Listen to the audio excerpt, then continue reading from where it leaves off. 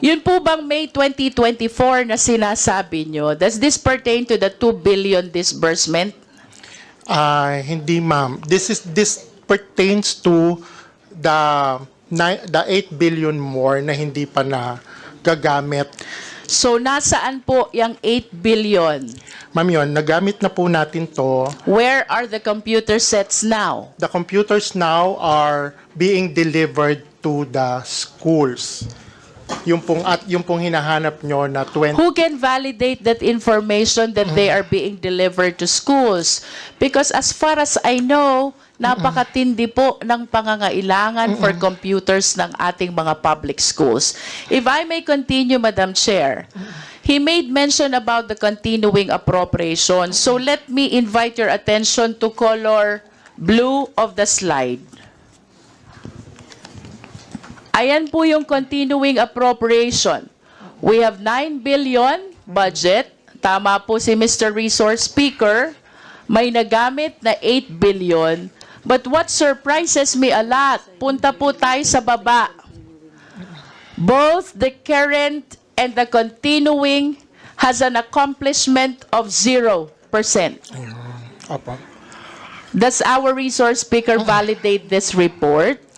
This is as of December 31, 2023. Yes, and if I may add, Madam Chair, pagdating po natin dito sa accomplishment report, I hope the people of Batangas are listening to me. Para hindi na nila kulitin kung nasan itong mga computer. We're talking about 2,349 LC, 2,648 smart TVs, 12,022 laptops, 7,558 laptops.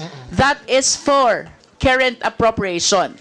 And for continuing appropriation, Madam Chair, ang hindi po na-deliver, 6,770 packages. And the breakdown is 4,067 LC, 337 smart TVs, and 2,366 laptops, with 3,161 laptops for non-teaching personnel. This is as of December 31, 2023. Nasaan po itong mga equipments na ito? Madam Chair, Your Honor, yung pong pinabagit nyo na 4,067 laptops, na-deliver na po natin ang 91.47%.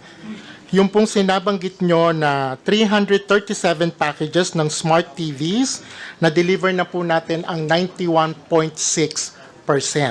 Doon po sa laptop for teaching na 2,366 packages, 100% na po na na-deliver natin to para sa mga teachers.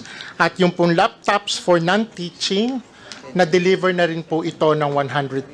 These are all accounted for the fund year of 2022. May we request the Resource Speaker to submit to us the documents proving all the delivery? Yes, ma'am. And can we go, Mr. Resource Speaker, to the current appropriation?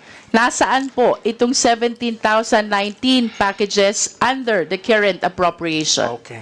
Under the current appropriation for the e-learning cards, that's 1,655 packages. Medyo mababa pa po yung ating delivery dito, which is 3.44 delivery, because the contract, ma'am, the NTP was May to December. So ang target po before the end of the year, maibigay po yung lahat ng ELC. Sa STV naman, ma'am, it's the same. For 5,942 packages, it's 3.77% na po yung na-deliver. If I may interrupt, Madam Chair, in other words, the average percentage with respect to the delivery is 3%. Yes, ma'am. Out of the total number of packages. Yes, ma'am. Because the procurement of the current 2024 happened in January. Madam Chair, I hope that the DepEd, Mr. Resource Speaker, realizes that the specification when we talk about ICT change so fast. Hindi ko po alam kung paano nyo i-realize ito concerning the possible significant changes already with the specs of the ICT packages for which the current appropriation is originally allocated. Thank you very much for that very good observation. Ma'am, all our packages from e-learning card to STV, laptop for teachers and laptop for non-teaching are duly vetted and cleared from the Department of Information, Communication, and Technology. So nagsasubmit po kami sa kanila ng tech specs, including that of the 2023, and they gave us the corresponding clearance. What causes the delay? Ma'am, Or should I say, who causes the delay? Ma'am, hindi naman. Ma'am, kasi yun nga pong 2024, yung current fund, siyempre po, nagsimula po kami ng procurement ng January. No, this is 2023 budget. The 2023 budget. Ma'am, Current appropriation pertains to 2023 current appropriation. Yes, ma'am.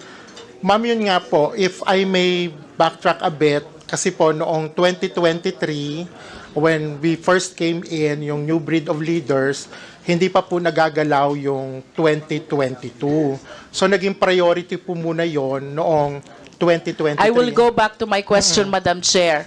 If your priority is 2022, then you should not have requested for 2023.